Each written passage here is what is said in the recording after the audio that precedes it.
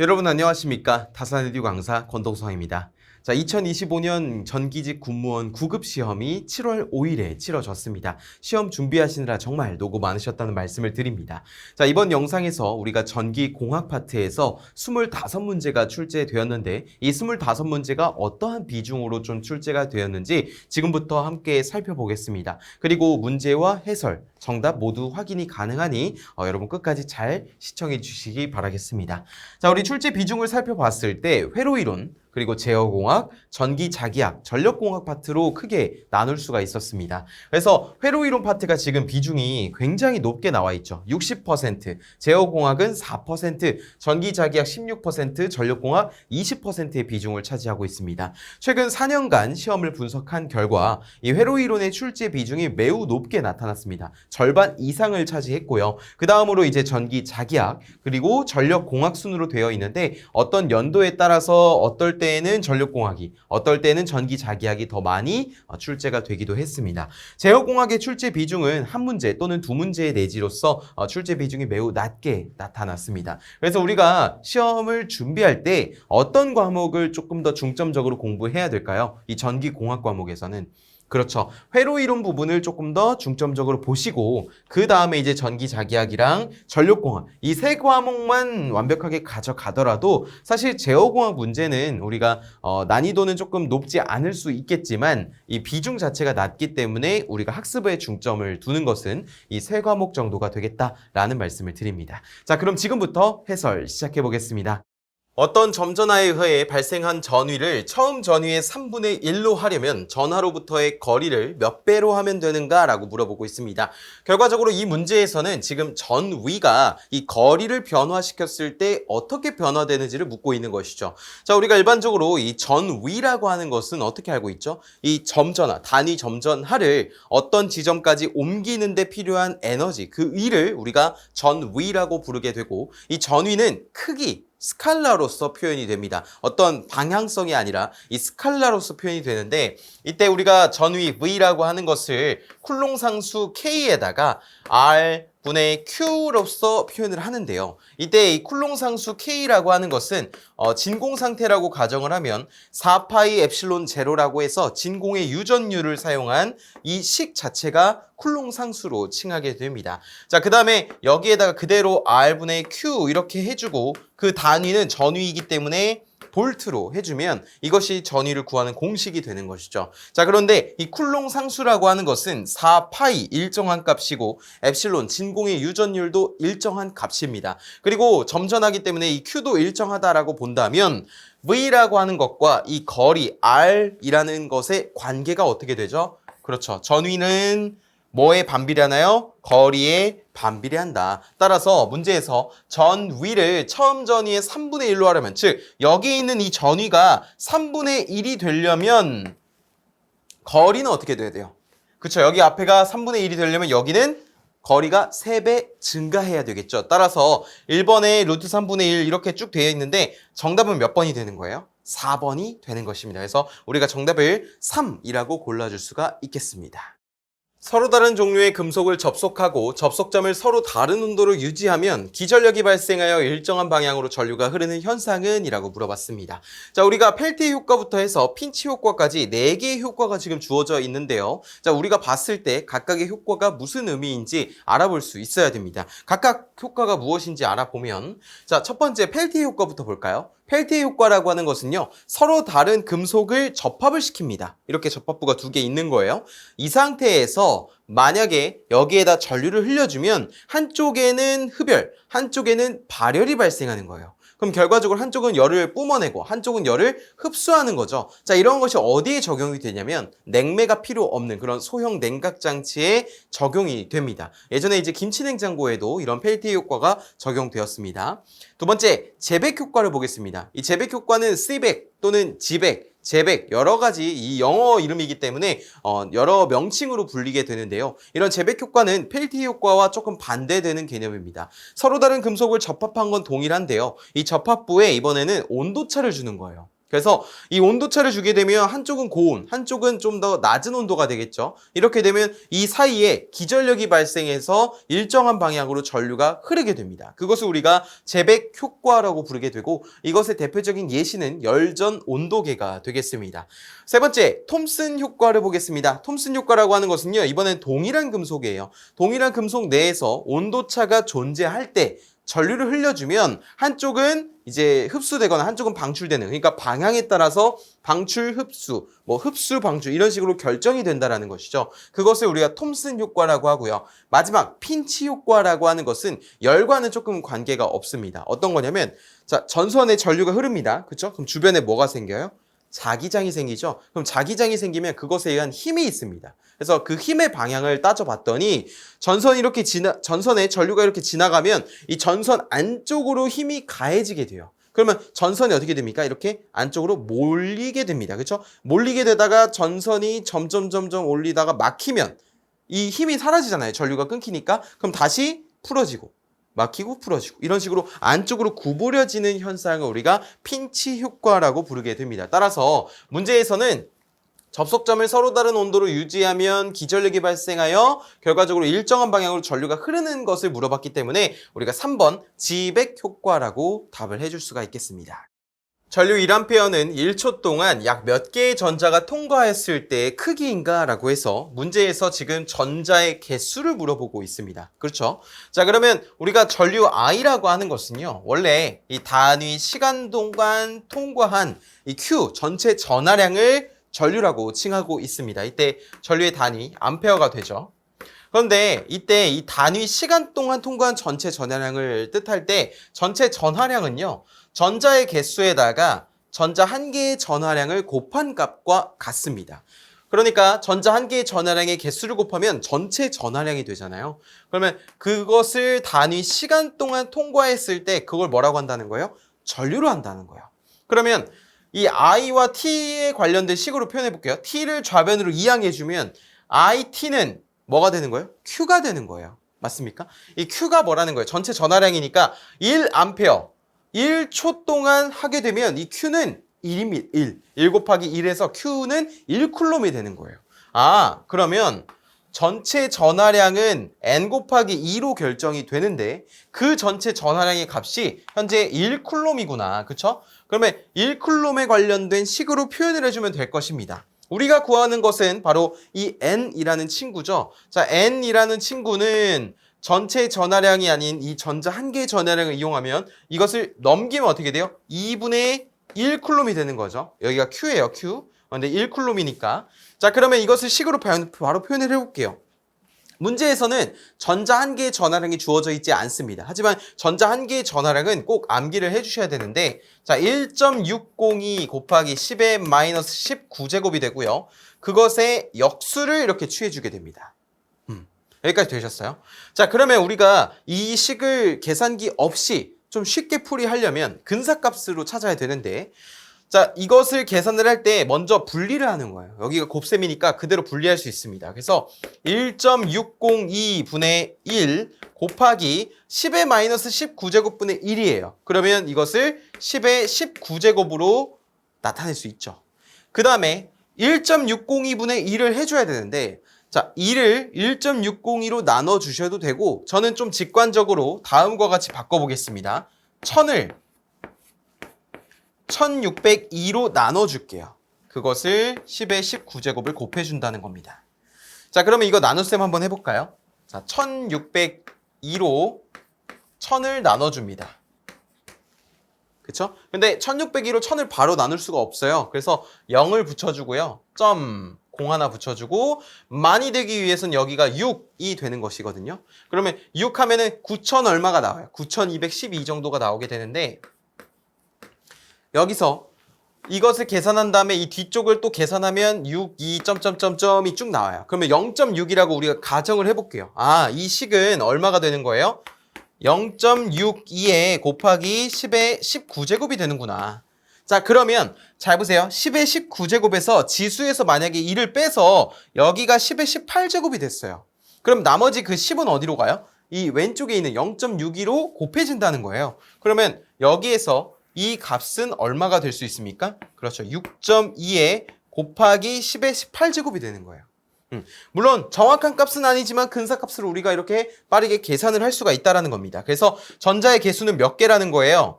6.2 점점점 곱하기 10의 18제곱이 된다는 것이죠. 따라서 정답을 우리가 1번으로 고를 수가 있겠습니다. 전격 전압에서 500W의 전력을 소비하는 저항체에 전격의 80% 전압을 인가하면 소비 전력은? 이라고 물어봤습니다.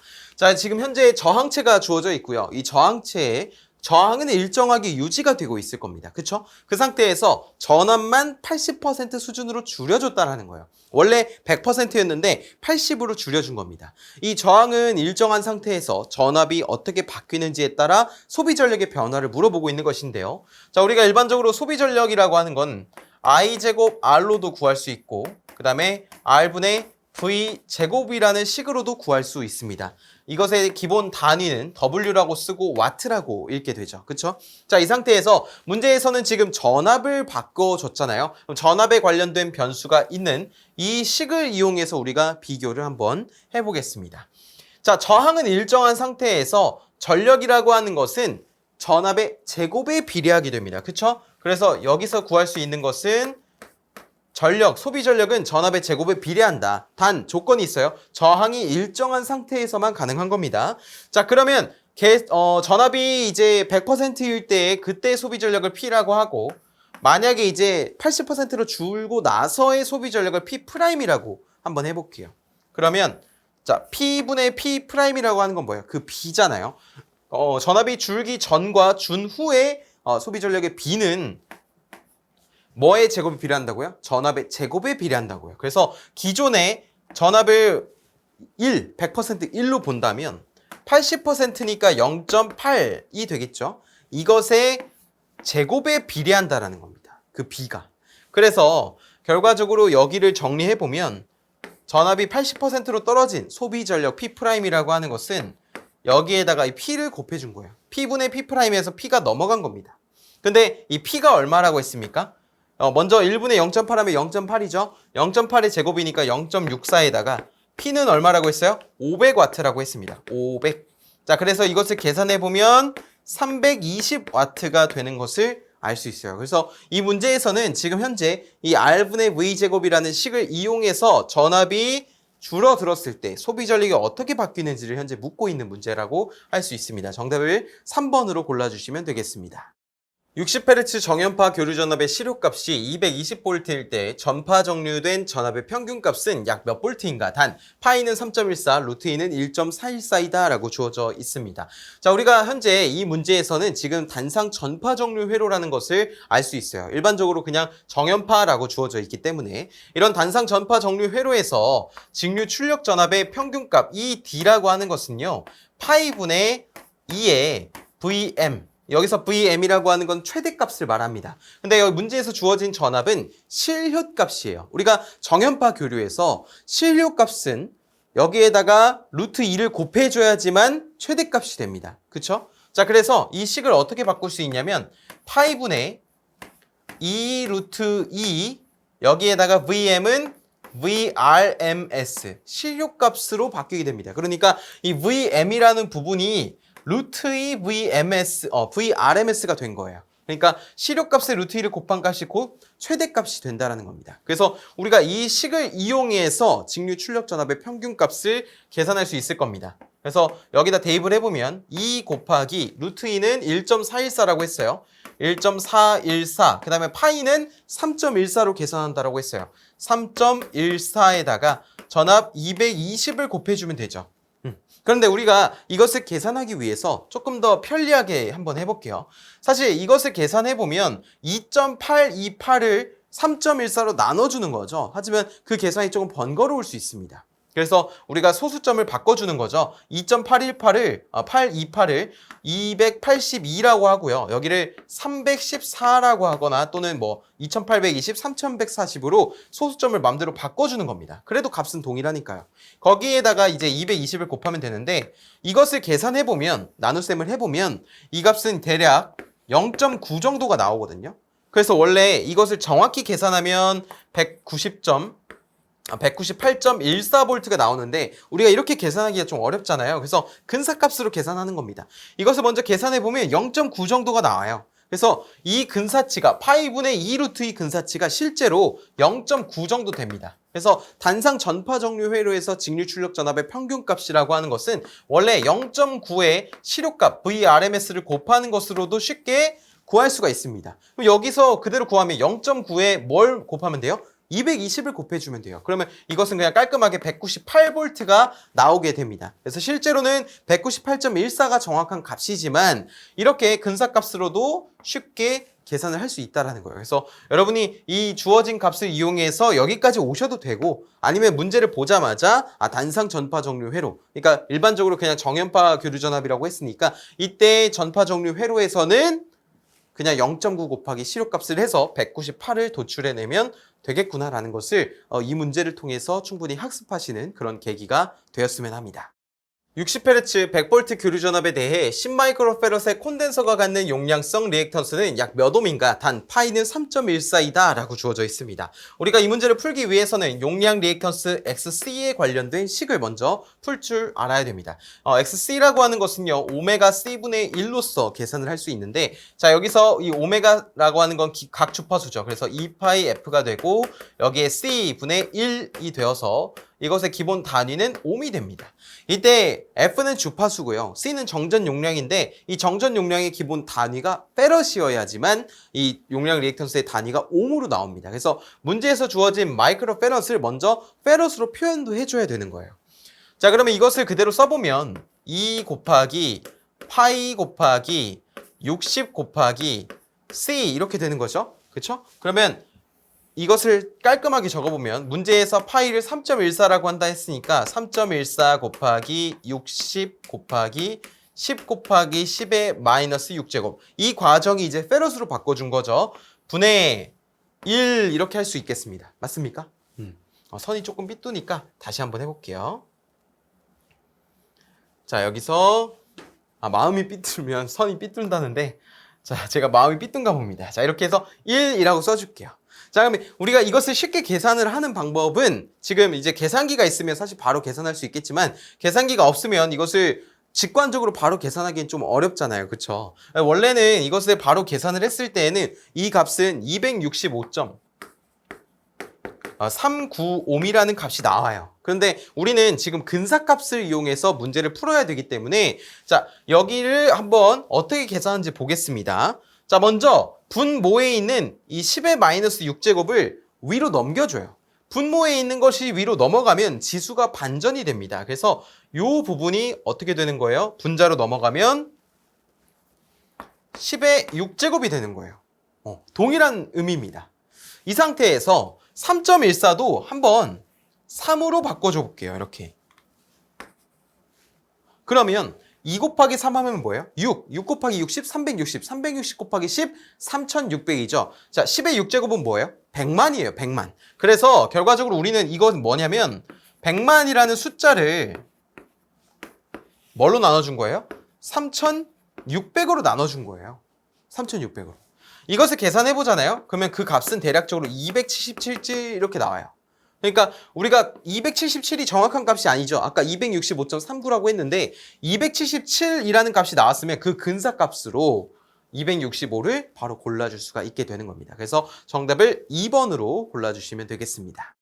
점전화 플러스 Q에 의해 형성된 전기장에 대한 설명으로 적절한 것은? 이라고 물어봤습니다. 자, 우리 플러스 Q라고 하는 건 양전하를 의미하는 것이죠. 단위 점전하가 양전하가 저렇게 위치하고 있을 때 전기장이 형성되는데 그 전기장의 성질에 대해서 물어보고 있는 겁니다. 1번, 전기장 벡터는 점전하로부터 안쪽 방향으로 향한다. 자, 우리 양전하는요, 점전하로부터 뻗어나가는, 발산하는 방향으로 전기장이 형성이 됩니다. 그래서 점전하로부터 바깥쪽 방향으로 발생한다가 맞는 표현이고요. 2번, 전기력선은 서로 교차할 수 있다가 아니라 없습니다. 전기력선은 절대로 교차할 수 없습니다. 이거는 불변하는 그런 특징이 되겠습니다.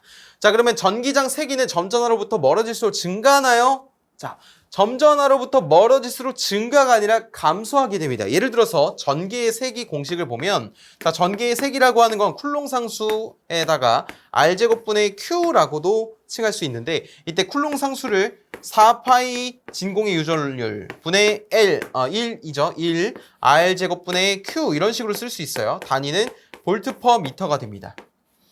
이것은 보시면 거리가 커지면 커질수록 어때요? 점점점 감소하게 되는 겁니다. 그래서 멀어질수록 증가한다가 아니라 이 전기의 세기는 거리가 멀어질수록 감소하더라라는 것이 핵심이 되겠고요. 그럼 1, 2, 3번 틀렸으니까 4번이 정답이겠죠. 자, 4번 전기력선의 밀도는 전기장 세기의 크기를 나타낸다. 자, 어떤 단위 면적당 지나가는 전기력선이 수가 많으면 면적당 지나가는 전기력선의 수가 많은 거니까 밀도가 어때요? 높아요. 전기력선이 많이 발생한다는 것은 그 지점에서의 그 면적에서의 이 전기장의 세기가 강하다라는 것을 의미합니다. 전기력선의 수가 적으면 약하다는 것을 의미하는 것이죠. 따라서 4번이 정답이 되는 것을 알 수 있습니다. 송전전력, 부하역률, 송전거리, 전력손실 및 선간전압이 같을 경우 삼상 3선식에서 전선 한 가닥에 흐르는 전류는 단상 2선식에 흐르는 전류의 몇 배가 되는가? 라고 물어봤습니다. 자, 문제에서 현재 전력, 역률, 거리, 손실, 전압이 모두 같다라고 가정을 했어요. 여기에 언급되지 않은 것들이 있다면 그것도 다 같다라고 무시한다고 볼 수가 있습니다. 따라서 삼상에서의 이 유효전력 P3라고 한번 해볼까요? 유효전력은 루트 3 곱하기 V의 삼상 전선 한 가닥에 흐르는 전류 I3에다가 역률을 곱한 것이 전력이 될 겁니다. 맞습니까? 자, 그 다음에 단상일 때를 볼게요. 여기서는 지금 단상 2선식이라고 했으니까 P2라고 표현을 해볼까요? 단상 2선식에서 단상 교류는요. 전력이 V의 I2의 코사인 세타가 되는 것이죠. VI 코사인 세타에서 유래한 것입니다. 유도된 것인데, 자, 그러면 P3와 P2가 있죠. 그런데 문제에서 뭐라 그랬어요? 송전 전력이 같다라고 했어요. 그리고 전압도 같다라고 했고요. 부하 역률도 같다라고 했습니다. 그러니까 죄송해요. 루트 3이 같으면 안 되죠. 자, 루트 3 말고 그 옆에 있는 전압이 같고 역률도 같은 거예요. 맞습니까? 이 둘은 삼상 3선식에서 한 가닥에 흐르는 전류고 I2는 단상 2선식에서 한 가닥에 흐르는 전류가 됩니다. 따라서 이 둘이 같은 거니까 이 둘이 같은 거죠. 그러면 식을 써보면 루트 3의 I3는 결과적으로 단상 2선식의 전류가 됩니다. 근데 문제에서 물어보는 것은 이 루트 3이 아니죠. 뭐예요? I3가 얼만큼 되는지를 물어보고 있는 거예요. 삼상 3선식 한 가닥에 흐르는 전류는 단상 2선식에 흐르는 전류보다 얼만큼이 되는가? 그러면 루트 3이라고 하는 걸 우변으로 넘겨주면 되겠죠. 따라서 정리해보면 I3라고 하는 것은요. 루트 3분의 1의 I2가 되는 것이니까 결과적으로 루트 3분의 1 정답은 3번을 고를 수가 있겠습니다. 교류 송배전 전력 계통의 표준 전력 공급 방식에 해당하지 않는 것은? 이라고 물어봤습니다. 자, 우리나라 전력 공급 계통의 표준 방식은요, 4가지라고 꼽을 수가 있는데요. 단상 2선식, 단상 3선식, 삼상 3선식, 삼상 4선식입니다. 이 중에서 단상 3선식은 전압이 승합되는 그런 예전에 좀 과도기 시절에 많이 이용이 됐었고요. 현재는 단상 2선식, 삼상 3선식, 삼상 4선식이 많이 적용이 되고 있다라고 보시면 되겠습니다. 자, 우리가 단상 2선식이라고 하는 것은 하나의 전압선과 하나의 기준선, 즉 중성선이 존재하는 단상 2선식이죠. 우리가 일반적으로 사무실이나 이런 상점이나 아니면 집에서 콘센트에 플러그를 꽂아서 부하를 이용하잖아요. 그 콘센트에 구멍 2개 있죠. 그것이 단상 2선식이 되는 거예요. 형광등을 뜯었을 때도 단상 2선식이 나오는 것을 보실 수가 있을 겁니다. 그래서 일반적으로 수용가에서는 단상 2선식을 쓰고 이런 전력을 공급받는 전기실 쪽이나 그런 쪽에는 다 삼상 4선식 아니면 3선식을 채용하고 있습니다. 그러면 이 단상 4선식은 왜 안 쓸까요? 단상 4선식도 구현이 가능하죠. 하지만 단상 2선식은 전압선과 중성선 사이에 부하를 연결해서 쓰고 단상 3선식은 전압선 2개에다가 중성선으로 해서 부하를 연결해서 쓰고 삼상 3선식은 전압을 또 높여줄 수 있죠. 자, 삼상 3선식이니까 L1, L2, S3가 있는 것이고 삼상 4선식은 그 밑에 중성선까지 있는 겁니다. 그러니까 단상 4선식이라고 하는 것은 이미 단상 2선식도 전압과 중성, 단상 3선식도 전압과 중성선의 부하를 연결해서 사용을 할 수 있기 때문에 굳이 단상 4선식을 연결한다라고 하더라도 선만 더 쓸 뿐이지 효율적이지 못하다는 거예요. 우리나라 전력 공급 계통에서. 그리고 삼상과는 다르게 단상은 위상이 한 개입니다. 그래서 서로 다른 위상을 이 삼상처럼 얻을 수도 없어요. 그렇기 때문에 단상 4선식은 표준 공급 계통 방식으로 채택하지 않고 있습니다. 따라서 정답은 2번이라고 할 수가 있겠습니다. 가공송전선로에서 동일한 전선의 수평 장력과 경간을 각각 2배로 하였을 때 전선의 이도는 처음과 비교해 어떻게 달라지는가? 자, 전선의 이도라고 하는 것은요, 전선의 처짐 정도를 의미하게 됩니다. 문제에서 별다른 언급이 없는데 어떤 언급이 없냐면 바로 지지물의 고저차에 대한 언급이 없습니다. 그래서 이렇게 언급이 없을 때에는 이 두 개의 지지물 사이에 높이 차이가 없다라는 거예요. 원래 높이 차이가 있으면 조금 더 계산이 복잡해지게 되는데 일반적으로 이런 문제들에서는 높이 차이를 고려하지 않고 있습니다. 그래서 이도가 전선의 처짐 정도라고 했는데요. 우리가 예를 들어서 전선이 지지물에 이렇게 고정이 되어 있다라고 한다면 이 수평 높이, 자, 이 높이에서 처짐 정도, 여기가 바로 이도, D라고 표현이 되는 부분이고 기본 단위는 미터가 될 것입니다. 자, 그 다음에 이 지지물과 지지물 사이의 거리가 경간 S가 되는 것이고 단위도 미터가 될 것이고요. 그 다음에 이 전선에 합성 하중이 있을 것입니다. 그것을 우리가 W라고 표현을 할게요. 단위 길이당 합성 하중이 되는 거예요. 이 합성 하중에는 전선의 자체 중량도 있고요. 아니면 풍합 하중도 있고요. 누님까지 내리면 이제 빙설 하중까지 고려가 되는 겁니다. 자, 그 다음에 전선을 이렇게 양쪽으로 잡아당기는 수평 장력이라고 하는 것도 존재하게 됩니다. 그래서 우리가 이도 D라고 하는 것은 공식으로 어떻게 표현하냐면 8T분의 WS의 제곱으로 표현을 하거든요. 여기서 T가 수평 장력, W가 합성하중, S가 경간이 됩니다. 즉, 이도라고 하는 건 8 곱하기 수평 장력분의 합성하중 곱하기 경간의 제곱이라는 것이죠. 이때 수평 장력은 인장 하중을 안전율로 나눠준 값과 동일하게 됩니다. 기본 단위는 킬로그램이고요. 근데 우리가 중요한 건 이건 아니죠. 자, 공식이 이렇게 되어 있을 때 다른 조건들이 다 일정하다라고 본다면 이도라고 하는 것은요, 어떻게 됩니까? 경간의 제곱에 비례하고요. 그쵸? 여기는 어떻게 돼요? 수평 장력에 반비례하는 거예요. 그러니까 예를 들어 T와 비교를 하려면 나머지가 일정하다고 보는 것이고 S를 비교를 하려면 나머지가 또 일정하다고 보는 겁니다. 근데 어쨌든 문제에서는 지금 수평 장력이랑 경간을 변화시켰기 때문에 식을 다시 표현을 해보면 다음과 같이 되는 거죠. 원래 8T분의 WS 제곱이었어요. 근데 이게 어떻게 바뀐다는 거예요? 8 곱하기 경간과 수평 장력 모두 다 2배씩입니다. 그래서 여기는 2T가 될 것이고요. 자, 분의 W 곱하기 여기는 2S가 될 것이고 제곱에 증가하게 됩니다. 그렇죠? 자, 그러면 자, 여기 WST 8 이런 문자들은 원래 있었으니까 무시하고 앞에 개수만 볼게요. 2의 제곱입니다. 그럼 뭐예요? 4죠. 여기는 2예요. 2. 2분의 4 하면 뭐예요?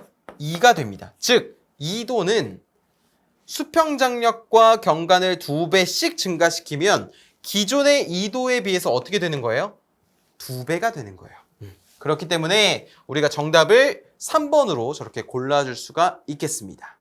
태분한 등가 회로에서 내부 임피던스가 ZTH는 4 플러스 J 3옴일 때 최대 전력 전달을 위한 부하의 임피던스는? 이라고 물어봤습니다.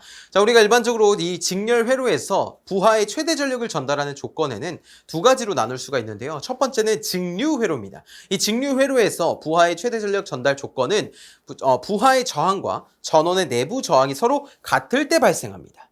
교류 회로에서는요, 교류 전압을 인가해 줬을 때에는 부하의 임피던스가 이 전원 내부의 임피던스와 서로 같을 때 발생하게 됩니다. 그런데 크기가 같은 것이고 이 복소수가 다르게 됩니다. 이렇게 복소수가 부호가 반대되는 것을 우리가 켤레 복소수라고 하게 되는데요. 켤레 복소수라고 하는 것은 예를 들어 A 플러스 J, B가 있습니다. 이거의 켤레 복소수는 허수부의 부호가 반대되는 거예요. 자, 이렇게 되는 이유는 이 둘을 더해줬을 때 어떻게 돼요? 허수부가 사라지게 됩니다. 그런데 우리가 일반적으로 저항은 실수부, 리액턴스가 허수부가 되잖아요. 이렇게 허수부가 날아갔다는 것은 뭡니까? 리액턴스가 상쇄되었다라는 것입니다. 리액턴스가 상쇄된다면 임피던스 측면에서 어때요? 감소하게 되죠. 임피던스가 감소하면 어떻게 됩니까? 전류가 증가하게 됩니다. 전류가 증가하면 그에 따른 전력도 증가하게 돼요. 그래서 교류 회로에서 최대 전력 전달 조건에는 이 리액턴스가 상쇄되어야 됩니다. 그래서 회로를 그려보면 자, 이런 식으로 그릴 수가 있을 겁니다.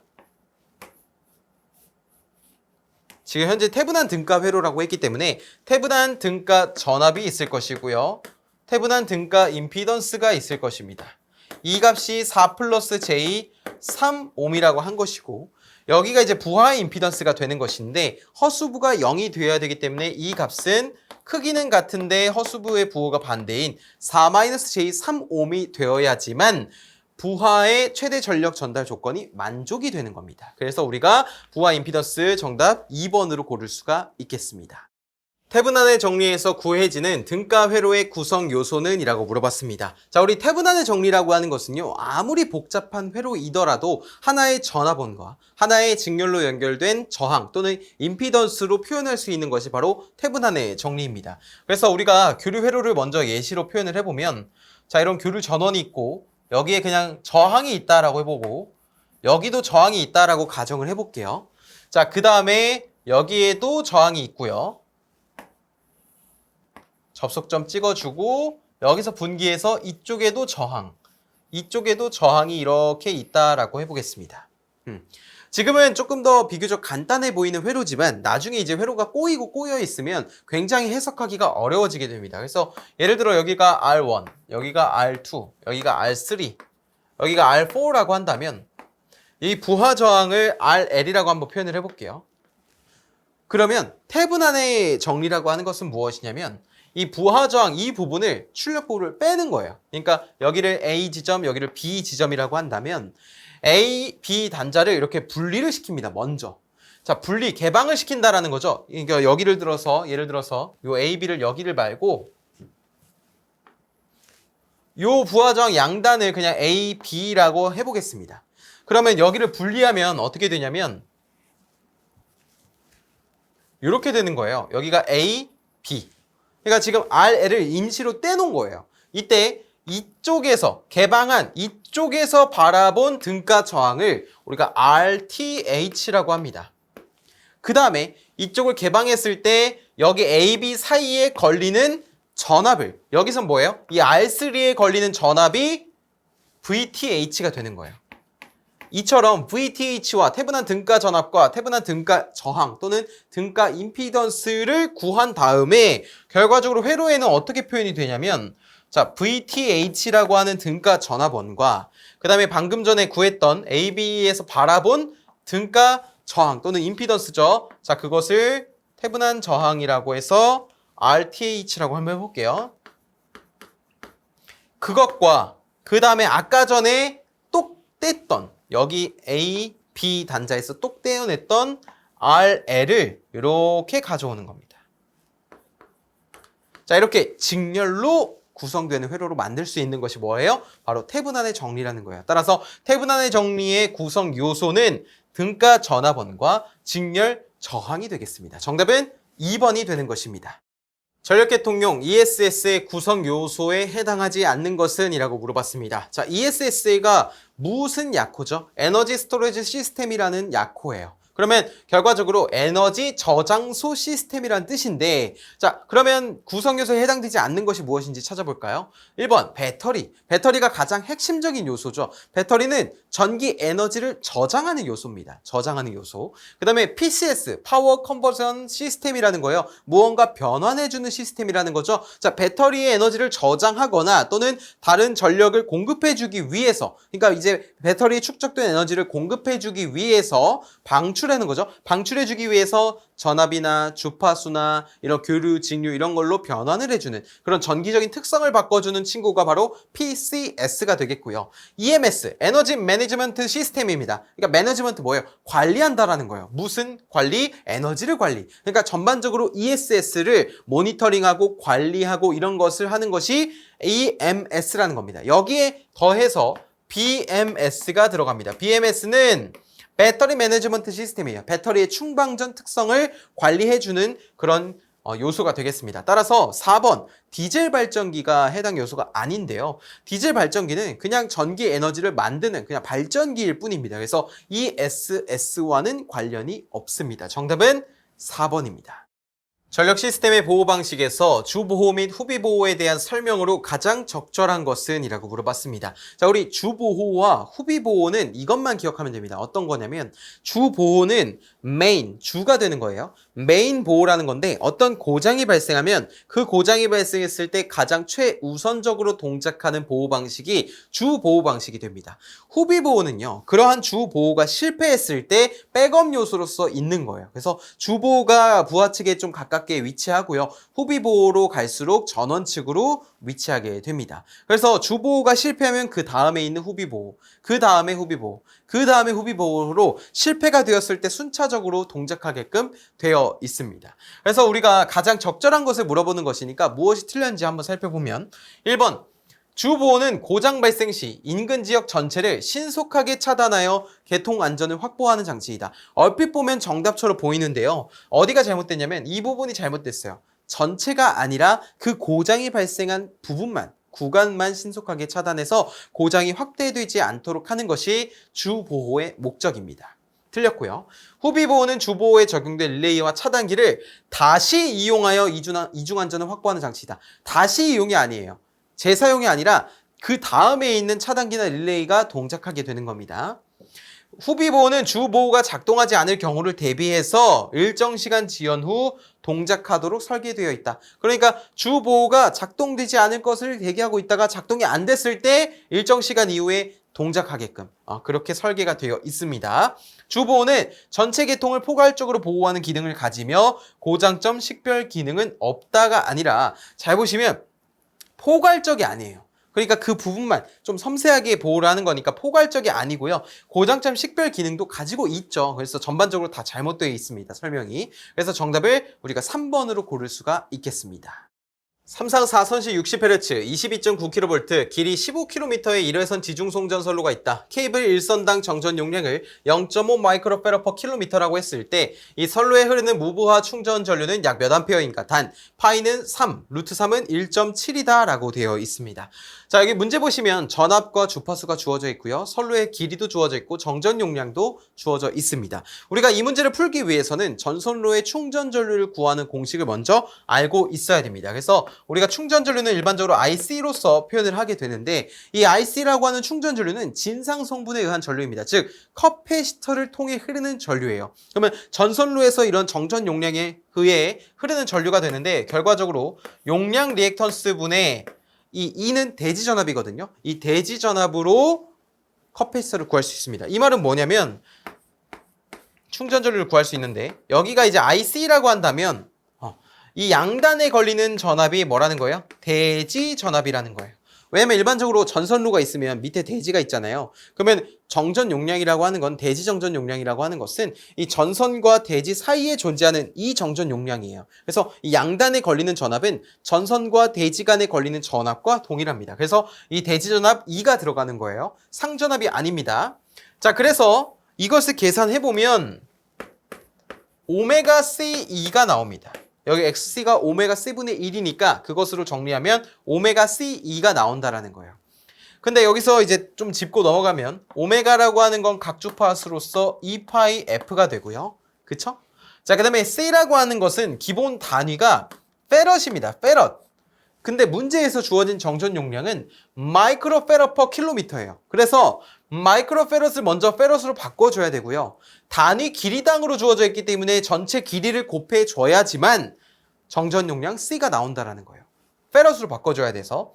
그리고 이 E는 뭐라고요? 대지 전압입니다. 우리가 중요하게 생각해야 될 거. 삼상에서 대지 전압은 무조건 Y결선이든 델타 결선이든 결선에 관계없이 삼상 대지 전압은 무조건 선간 전압을 루트 3으로 나눠준 값입니다. 그래서 여러분이 이 문제를 풀 때 이 전압에다가 문제에서의 22.9kV를 그대로 집어넣는 게 아니라 이 기본 단위가 볼트거든요. 볼트. 먼저 킬로볼트를 볼트로도 바꿔줘야 되고요. 그 다음에 문제에서 주어진 22.9kV라고 하는 것은 22,900V라고 하는 것은 선로를 대표하는 전압이에요. 공칭 전압, 즉 선간 전압입니다. 그래서 우리가 이 2에다가는 22,900을 집어넣는 것이 아니라 22,900을 루트 3으로 나눠준 값을 집어넣어야지만 뭐가 나온다라는 거예요? 전선로의 충전 전류 단위 암페어가 나온다라는 거예요. 암페어로 구해야 되기 때문에 이것을 반드시 지켜주셔야 됩니다. 그래서 이것을 계산해 보면 2파이에다가 주파수 60Hz고요. 정전 용량 0.5 마이크로페럿이니까 10-6제곱에 길이 15km에다가 전압은 22,900을 루트 3으로 나눠준 값으로 해야지만 얼마가 나온다는 겁니까? 36.37A가 나온다라는 거예요. 그런데 우리가 답은 이렇게 도출하면 2번으로 고를 수 있는데 사실 우리가 계산기가 없이 이것을 직관적으로 계산하기엔 좀 어렵습니다. 그래서 우리는 근사치로 좀 계산을 해야 되는데 자 문제에서 파이는 3이라고 했고요. 그렇죠? 그 다음에 루트 3은 1.7이라고 주었기 때문에 여기를 한번 바꿔보겠습니다. 여기를 2 곱하기 3 여기를 1.7이라고 바꿔 놓을게요. 되셨어요? 자, 그 다음에 이것을 쉽게 계산하는 방법은 먼저 여기 앞에 2 곱하기 3 곱하기 60 곱하기 0.5 곱하기 뒤에 있는 15까지 한번 계산을 해볼게요. 뭐라고요? 2, 3, 60, 0.5, 15까지 곱해보자고요. 이것을 곱해보면 2700이라는 값이 나와요. 2700. 6 곱하기 60 곱하기 2분의 1 곱하기 15 하면 2700 나와요. 2700에다가 지금 10-6제곱이 있고요. 이 뒤에 22,900이 1.7로 나눠진 부분이 있습니다. 이거를 소수점 편하게 17분의 229,000이라고 해도 되죠. 그쵸? 그럼 229,000을 17로 나눠주면 우리가 그 나눗셈 작업을 해보면 이 값은 대략적으로 13,400 정도 나옵니다. 13,470 정도 나오네요. 13,470.5 정도 나와요. 근데 이게 중요한 게 아닙니다. 우리는 근사치로만 하면 돼요. 왜냐면 이 답 자체가 근사치로 좀 계산하면 맞기 때문에 13,470이라고 한번 가정을 해볼게요. 그 다음에 이거는 지금 13,470이죠. 여기에는 뭐가 있어요? 10-6제곱이 있잖아요. 이 10-6제곱을 여기다가 이렇게 적용을 해주면 이 친구는 근사치가 어떻게 되냐면 0.013이 됩니다. 0.013. 잘 보세요. 소수점 6자리를 앞으로 움직이는 거예요. 하나, 둘, 셋, 넷, 다섯, 여섯이니까 0.0134705 이렇게 되는 겁니다. 점점점. 근데 우리가 그냥 근사치로 0.013이라고 하자고요. 그래서 우리가 2700 곱하기 0.013을 하잖아요. 그러면 이 값은 대략적으로 얼마가 나오냐면 35.1 정도 나옵니다. 그래서 우리가 이것과 가장 가까운 2번이 정답이라는 것을 유추할 수 있게 되는 것입니다. E는 EM sin 오메가 t 플러스 30도와 I는 IM 코사인 오메가 t 마이너스 100도의 위상 차이에 대해서 물어보고 있습니다. 자, 우리 E라고 하는 것은 이제 전압, I라고 하는 건 전류예요. 즉 전압과 전류가 현재 순식값 형태로 표현이 되어 있는데 전압은 사인 함수로 되어 있고요. 전류는 코사인 함수로 되어 있습니다. 이렇게 위상 차이를 비교할 때에는 전압과 전류의 위상 차이를 비교할 때에는 사인 또는 코사인으로 맞춰줘야 됩니다. 자, 우리가 전류의 파형이 지금 코사인이라고 했는데 이것을 한번 사인으로 바꿔줘 볼게요. 자, 우리 I라고 하는 것은 IM의 사인으로 바꿔줄게요. 사인으로 바꿔주려면 어떻게 해야 될까요? 코사인 함수는 사인 함수보다 어때요? 위상이 90도 앞섭니다. 그쵸? 그래서 사인 함수로 바꿔줄 때에는 오메가 t 마이너스 100도에 플러스 90도가 됩니다. 맞습니까? 왜냐면 코사인 함수가 90도 앞서니까 사인보다 사인에다가 90도를 더해줘야 이 값이 되는 거예요. 그래서 이렇게 해주면 되는데 자, 그럼 마이너스 100 플러스 90 하면 얼마가 되는 거예요? 그렇죠. 마이너스 10도가 되는 거예요. 자, 지금 전압과 전류가 둘 다 사인 함수로 나타나져 있기 때문에 우리가 이제 위상 차이를 비교할 수가 있겠습니다. 여기는 지금 현재 몇 도예요? 전압은 30도예요. 그 다음에 I는 마이너스 10도예요. 이 둘의 차이는 40도가 차이가 나는 겁니다. 그래서 정답을 1번으로 골라줄 수가 있겠습니다. 다음 상태 방정식을 갖는 제어 시스템에서 특성 방정식의 근은이라고 물어봤습니다. 자, 지금 특성 방정식 자체가 A라는 행렬이 있고 B라는 행렬이 주어져 있고요. AXT 플러스 BUT라는 함수로 주어져 있습니다. 자, 이럴 때 특성 방정식은 다음과 같이 구해주게 됩니다. S 곱하기 단위 행렬 I에다가 A라는 행렬을 빼준 요 앞에 있는 요 A라는 행렬을 빼준 값이 0이다라는 것이 특성 방정식의 해를 구하는 그런 식이 됩니다. 그래서 S를 단위 행렬에 곱하면 요 값은 S0, 0, S가 되고요. 마이너스 A라고 하는 것은 0, 1, 마이너스 2, 마이너스 3이 됩니다. 이런 식이 돼요. 자, 그러면 이것을 계산해보면 S-0이니까 S에다가 0-1이니까 마이너스 1에다가 0-2 마이너스 2니까 플러스 2가 되다가 S-3이니까 S 플러스 3이 됩니다. 그쵸? 자, 그럼 이것의 크기를 구해보면 S 플러스 3 마이너스 2 여기 마이너스 2죠? 그럼 플러스 2라고 볼 수 있네요. 그쵸? 그럼 여기가 플러스 2는 0이 된다라는 거예요. 맞습니까? 자, 그래서 이것을 계산해보면 쭉 계산해볼게요.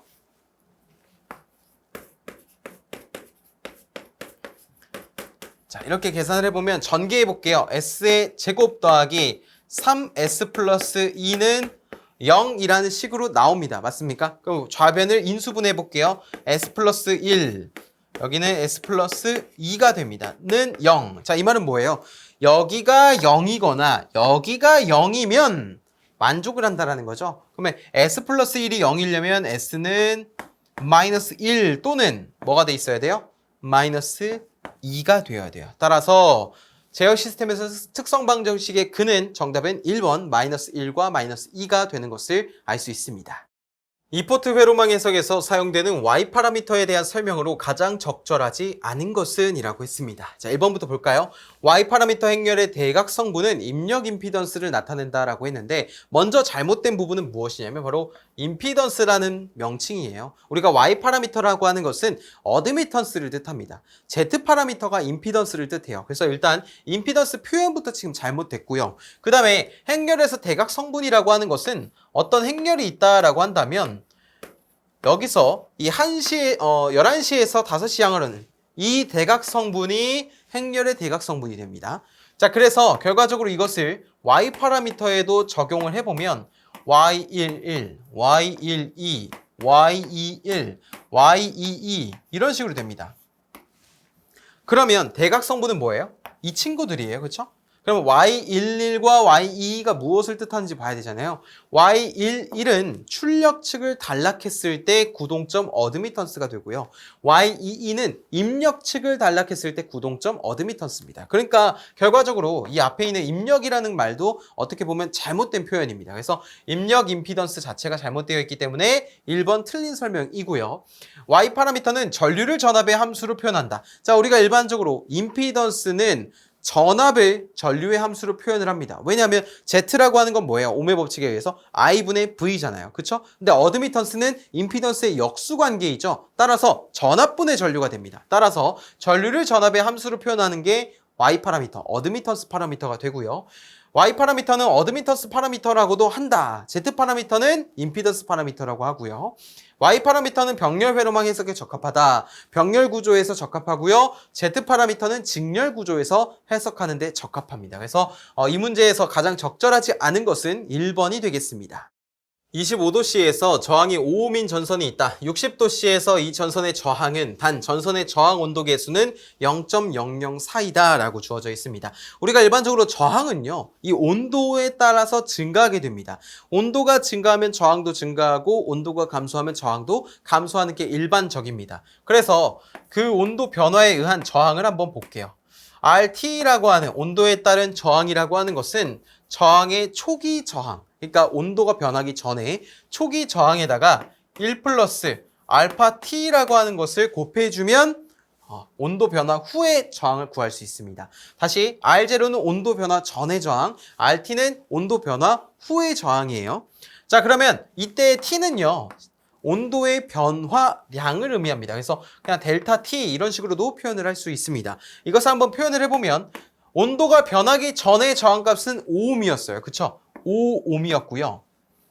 1 플러스 0.004 알파가 0.004의 온도 계수 곱하기 온도의 변화량이잖아요. 온도가 몇 도씨로 올라갔어요? 25도씨에서 60도씨로 올라갔습니다. 그래서 여기를 온도의 변화량으로 표현을 하려면 60에서 25를 뺀 35가 이렇게 대입이 되어야 됩니다. 맞습니까? 자, 그래서 이 값을 지금 구해야 되잖아요. 그럼 우리가 계산기가 있으면 사실 이 값은 쉽게 계산을 할 수 있겠지만 계산기가 없으므로 이것을 쉽게 계산하는 법을 보여드리겠습니다. 먼저 전개를 해줍니다. 분배 법칙에 의해서 1은 5죠. 5 플러스 여기도 5가 곱해지고 0.004 곱하기 35가 있으니까 곱하기 0.004 곱하기 35가 됩니다. 맞습니까? 그러면 일단 5라는 건 알겠죠? 5보다는 클 거 아니에요. 그죠? 그럼 답이 이거 아니면 이거인 거잖아요. 여기는 5가 아니니까 지워지는 거고요. 그럼 여기를 계산해야 되는데 잘 보세요. 5 곱하기 0.004 하면 뭐예요? 그렇죠. 0.02죠. 0.02에다가 35를 곱하면 어떻게 되죠? 0.02에다 35를. 자, 먼저 이것을 한번 계산해 볼게요. 이거를 분수로 바꿔주면 100분의 2가 되고요. 그쵸? 그럼 100분의 2 곱하기 35 하면 35가 2에 곱해지는 거니까 100분의 70이 되고요. 100분의 70은 10분의 7로 볼 수 있고요. 10분의 7은 소수로 바꾸면 0.7로 볼 수 있습니다. 아하, 요 값이 0.7이구나. 그래서 5에다 0.7을 더하면 5.7이 나오는 것을 볼 수 있습니다. 표피 효과에 대한 설명으로 적절하지 않은 것은 표피 효과라고 하는 것은요. 이런 전선이 있으면 전류가 흐를 거 아니에요? 그러면 전류가 이 전선의 표면에만 흐르려는 성질을 표피 효과라고 부르게 됩니다. 이 표피 효과는 직류에선 발생하지 않고요. 교류, 주파수가 있을 때 발생하게 됩니다. 자기장에 의한 영향 때문이라고 보시면 돼요. 그러면 결과적으로 이 표피 효과는 전선의 표면에만 흐르는 성질인데 그럼 이렇게 표면에만 전류가 흐를 거잖아요. 그럼 전선을 효율적으로 사용하지 못하는 거죠. 그럼 표피 효과가 작아야 전류가 그만큼 더 많이 흐를 수가 있는 겁니다.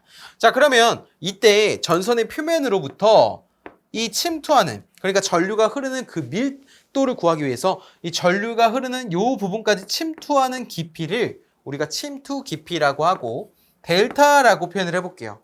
그러면 델타라고 하는 침투 깊이는 어떻게 유도가 되어 있냐면 파이, F, 뮤, K 분의 1이라는 식으로 유도가 되어 있습니다. 논문에 따르면, 연구 결과에 따르면. 그래서 우리가 이 침투 깊이는 꼭 기억을 하고 있어야 돼요. 기본 단위 미터입니다. 이때 F라고 하는 친구는요, 주파수예요. 뮤라고 하는 친구는요, 투자율이에요. K라고 하는 친구는요, 도전율이에요. 여기서 이 도전율이라고 하는 것은 고유저항, 죄송해요. 다시. 도전율이라고 하는 것은 고유저항의 역수입니다. 그래서 F, 뮤, K가 델타는 어떤 관계에 있어요? 지금 반비례 관계에 있어요. 맞습니까? F, 뮤, K가 커지면 어떻게 돼요? 침투 깊이가 작아지게 되죠. 맞습니까? 그러면 이것을 정리해 볼게요. 아하, 침투 깊이가 작다라는 것은 그만큼 침투를 못한다는 거죠. 그러면 좋은 거예요, 나쁜 거예요? 나쁜 거예요. 왜냐면 전류가 표면에만 흐르려는 성질이 표피 효과인데 침투 깊이가 작다라는 거는 더 표면에만 흐르려는 성질이 강하다라는 것입니다. 따라서 침투 깊이가 작다라는 것은 표피 효과가 어떻다는 거예요? 크다라는 거예요. 근데 침투 깊이가 작은 조건이 뭡니까? F, 뮤, K가 증가하는 거죠. 따라서 정리를 마지막으로 해보면 F, 뮤, K가 증가하면 표피 효과가 증가한다. 자, 그 다음에 또 도전율이라고 하는 것은 고유저항에 반비례한다 했잖아요. 그러면 여기다가는 고유저항이 작아지면 표피 효과가 커진다가 되는 겁니다. 자, 1번 표피 효과는 도체의 도전율이 클수록 커진다. 도전율이 클수록 표피 효과가 커지고요. 맞죠? 자, 2번 표피 효과는 인과전압의 주파수가 높을수록 커지고요. 3번 표피 효과는 도체의 저항률이 클수록 작아진다. 작을수록 커지니까 클수록 작아지는 겁니다. 맞는 설명이에요. 4번 표피 효과는 도체의 투자율이 클수록 커진다. 작아진다가 아니라 커진다가 되는 것이죠. 그리고 여기엔 나와 있지 않지만 전선의 굵기가 굵을수록 QP 효과는 더 커지게 됩니다. 아시겠죠? 정답은 4번입니다. 교류 회로에서 직렬 RLC 회로가 공진 상태에 있을 때 특성으로 적절한 것은, 자, 우리 직렬 RLC 회로를 한번 간단하게 그려볼까요? 자, 교류 회로니까 교류 전압이 있을 것이고 저항과 인덕턴스와 커패시턴스가 이렇게 직렬로 연결된 회로가 직렬 R, L, C 회로가 될 겁니다. 자, 여기서 리액턴스는 L과 C에 의한 것이죠. L에 의한 건 유도 리액턴스, C에 의한 것은 용량 리액턴스입니다. 그래서 여기를 XL, 여기를 XC라고 보통 표현을 하게 되죠. 자, 우리 공진 상태라고 하는 것은요, 이 리액턴스가 없는 상태와 같습니다. 왜 없어질까요? 바로 공진 상태에서는 유도 리액턴스와 용량 리액턴스가 원래 상쇄되거든요. 이 둘의 크기가 같아짐으로써 상쇄되니까 회로에 뭐만 존재해요? 마치 순저항 상태처럼 저항만 존재하는, 결과적으로 저항이 존재하는 건 뭐예요? 저항만 존재하는 건 원래 전체 임피던스가 R 플러스 J의 XL-XC 이런 식으로도 표현을 할 수 있죠. 만약에 유도 리액턴스가 더 크다면. 근데 여기가 공진이라서 없어지면 Z는 어떻게 됩니까? 감소하죠? 그러면 임피던스가 감소하면 전류는 어떻게 돼요? 증가하게 돼요. 그러니까 전류가 그만큼 더 커지게 되는 거죠. 그러면 인덕터와 커패시터의 리액턴스가 같지 않다. 같지 않다가 아니라 같은 상태이고요. 직렬 공진은 회로의 임피던스는 최소값이 된다. 임피던스는 최소값이 되는 게 맞습니다. 전류는 최소가 된다. 임피던스가 최소가 되니까 전류는 최대가 되는 겁니다.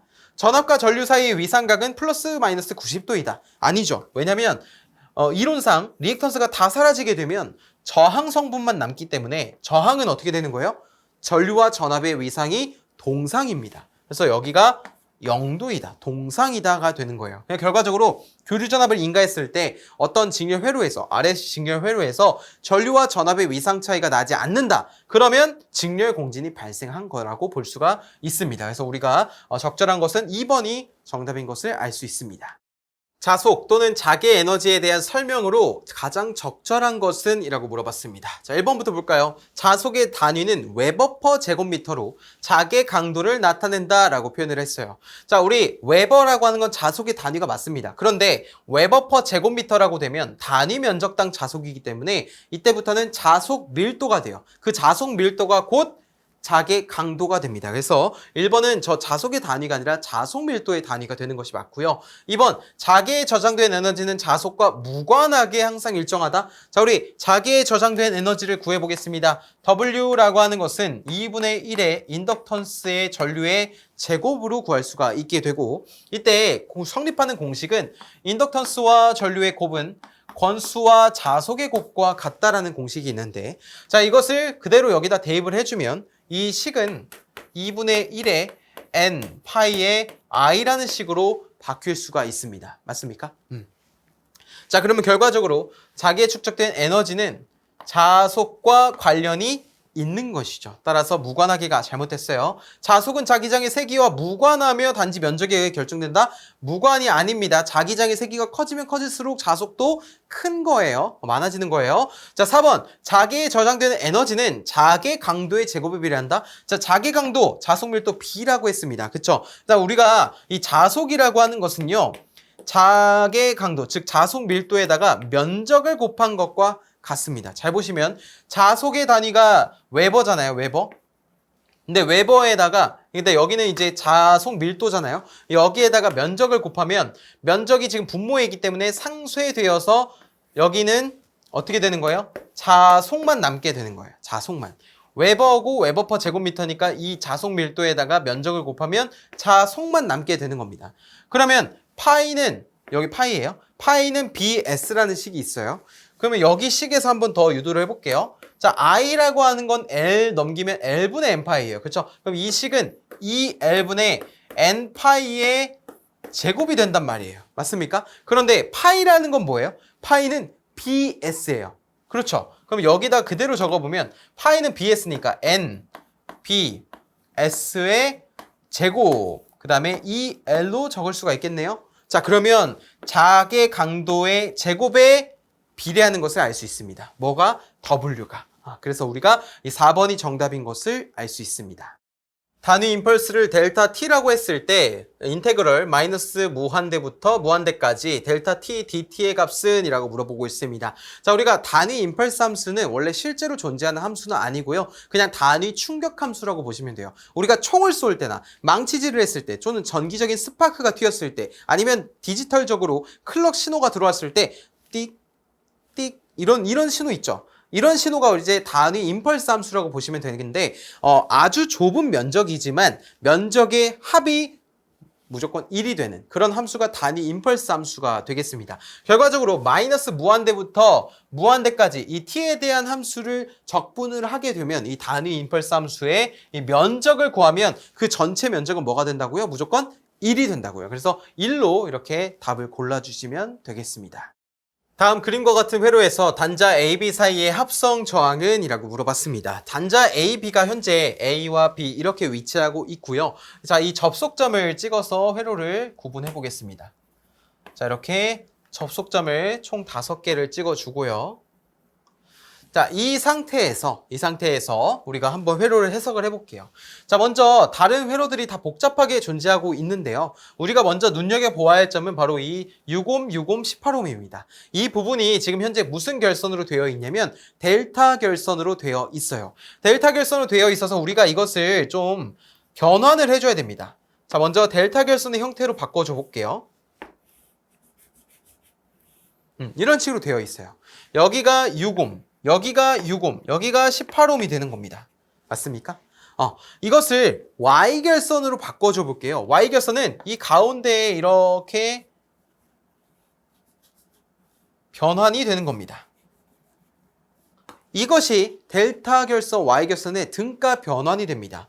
그러면 여기를 지금 RA라고 할게요. 그리고 여기를 RB라고 할게요. 저는 여기를 RC라고 해보겠습니다. 자, 그러면 RA, RB, RC를 각각 구해볼게요. 먼저 RA입니다. RA를 구할 때에는 델타 결선에서 Y결선으로 넘어갈 때에는 양쪽에 있는 모든 델타 결선의 저항 또는 임피던스를 합을 분모에 적어줍니다. 그래서 6 플러스 6 플러스 18 이렇게 해주면 돼요.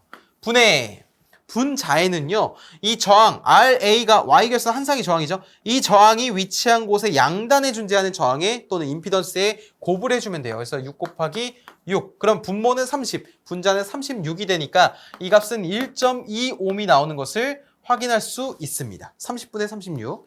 자, 그 다음에 RB를 구해볼게요. RB는 마찬가지로 분모는 동일하게 다 적어줍니다. 자, 그 다음에 분자가 있잖아요. RP가 여긴데 양쪽에 6과 18이 있습니다. 그래서 6 곱하기 18을 해주게 되면 이 값은 3.65옴이 나옵니다. 자, RC도 구해보면 마찬가지로 6 플러스 6 플러스 18 해주고 분자에는 6 곱하기 18이 되니까 3.65옴이 나오게 됩니다.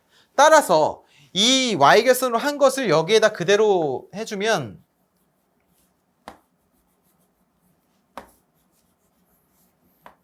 이런 식으로 되거든요. Y결선은 하나가 세 개가 하나로 모인 거잖아요. 그렇죠? 자, 그러면 이 저항은 6과 18 사이에 있는 겁니다. 6과 18 사이에 있는 이 둘 중 하나예요. 근데 RB와 RC는 둘 다 3.6입니다. 그래서 여기가 3.6이 되는 것이고요. 그 다음에 여기가 1.2가 되는 것이고 여기도 3.6이 되는 겁니다. 6과 18 사이, 6과 6 사이, 6과 18 사이 이렇게 해서 3.6, 1.2, 3.6으로 지금 맞춰준 거예요. 그럼 잘 보세요. 자, 우리가 구하는 것은 바로 이 A, B 사이에 존재하는 합성 저항값을 구하는 겁니다. 자, 그런데 현재 지금 회로가 이 A, B 사이에 있는 이 18옴은 일단 배제하고 이 뒤쪽만 볼게요. 3옴과 3옴과 1.2옴이 현재 어떻게 연결되어 있어요? 직렬로 연결되어 있어요. 이렇게 직렬로 연결되어 있고요. 그것이 병렬로 뭐와 연결되어 있어요? 18옴과 3.6옴. 여기가 병렬로 연결되어 있습니다. 그래서 다른 색으로 해보면 이 부분 이렇게 되어 있죠. 이 노란색과 파란색이 서로 병렬로 접속이 되어 있습니다. 그 다음에 위쪽에 보시면 이 3.65옴이 여기에 위치하고 있는 거예요. 그러면 이거를 회로를 좀 더 간단하게 표현을 해볼게요. 지금 복잡해 보이잖아요. 회로가 이렇게 간단하게 바뀌게 됩니다. 어떻게 바뀌냐면 자, A라는 B라는 단자가 있어요. 이 양 사이에 뭐가 존재해요? 18옴이 존재하는 거예요. 그쵸? 여기 숫자를 제대로 써주죠. 이렇게 존재하는 거예요. 자, 그 다음에 여기엔 3.65이 있어요. 그래서 여기가 이렇게 3.65이 있어요. 맞습니까? 그 다음에 이 밑에 보시면 여기와 여기가 지금 병렬로 접속이 되어서 그것이 어디로 들어가는 거예요? 이 B라는 단자로 들어가는 거예요. 그러니까 결과적으로 이쪽에 있는 이 저항을 구하려면 노란색과 파란색이 병렬로 접속된 합성 저항으로 해줘야 된다는 것이죠. 자, 여기가 지금 18 더하기 3.6 하면 얼마입니까? 21.6이에요. 여기는 1.2 더하면 얼마입니까? 7.2예요. 그러니까 이 말은 뭐예요? 여기 저항이 7.2옴과 21.6옴의 합성 저항으로 구성이 되어 있다는 겁니다. 병렬 합성 저항. 그러면 합분의 곱으로 계산을 해볼까요? 7.2 더하기 21.6 분의 7.2 곱하기 21.6으로 두 개의 저항 합성 저항을 구할 수 있습니다. 이것을 계산하면 5.4라는 값이 나와요. 5.4. 시간이 걸리시겠지만 천천히 계산해 보시면 5.4옴이 나옵니다. 그래서 여기가 5.4옴이에요. 이것이 이렇게 직렬로 연결되어 있는 겁니다. 맞습니까? 자, 그러면 잘 보세요. 3.6과 5.4가 현재 직렬로 연결되어 있죠. 그러면 여기 저항이 더해져서 이것은 결과적으로 어떻게 바뀌는 겁니까? 이렇게 해서 여기는 9옴이 되는 겁니다. 따라서 AB에서 바라본 합성 저항은 18옴과 9옴이 병렬로 연결된 저항이죠. 그래서 합분의 곱을 해줄게요. 18 더하기 9 18 곱하기 9 이렇게 해주겠습니다. 그러면 8, 9, 72, 1, 9는 9니까 162고요. 여기는 18 더하기 9니까 27이 됩니다. 자, 그래서 이것을 계산해주면 자, 27 하니까 6을 곱하면 되죠. 27, 7, 6에 42, 2, 62니까 162. 6옴이 됩니다. 따라서 정답을 1번으로 골라줄 수가 있게 되는 것입니다. 어느 수용가에서 부하의 유효 전력이 40kW이고 무효 전력이 30kB이다. 이 부하의 역률은? 이라고 물어봤습니다. 우리가 일반적으로 유효 전력과 무효 전력을 이렇게 직각삼각형으로 표현할 수 있는데요.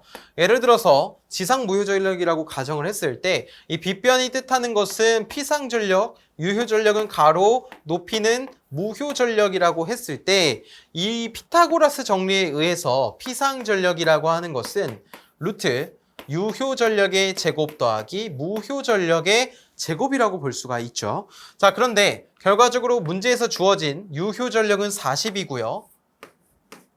그 다음에 무효 전력은 30입니다. 그래서 이것을 계산해 보면 50이 나와요. 우리가 3, 4, 5의 비율일 때 여기가 지금 4죠. 4, 3, 5라는 비율이 만족됩니다. 3, 4, 5. 3, 4, 5 둘 다 만족을 할 수 있어요. 그래서 50이라는 값은 좀 기억을 하시면 좋습니다.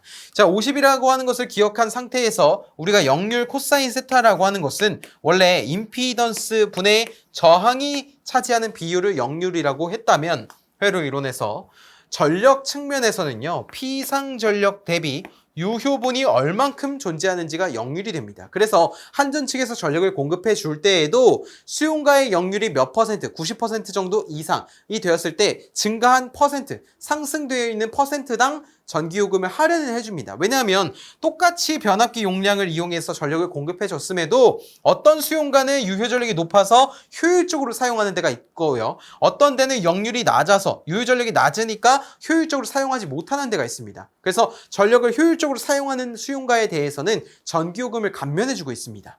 감액을 해주고 있어요. 어쨌든 피상전력 대비 유효분이 얼만큼 들어가 있는지인데, 자, 유효전력은 40이라고 했고요. 피상전력은 50이라고 방금 계산을 했죠. 5분의 4니까 소수로 표현하면 0.8입니다. 여기에 100을 곱해주면 퍼센테이지로 바꿀 수 있죠. 그 값은 80%가 나오게 되고, 따라서 정답을 4번으로 골라줄 수가 있는 것입니다.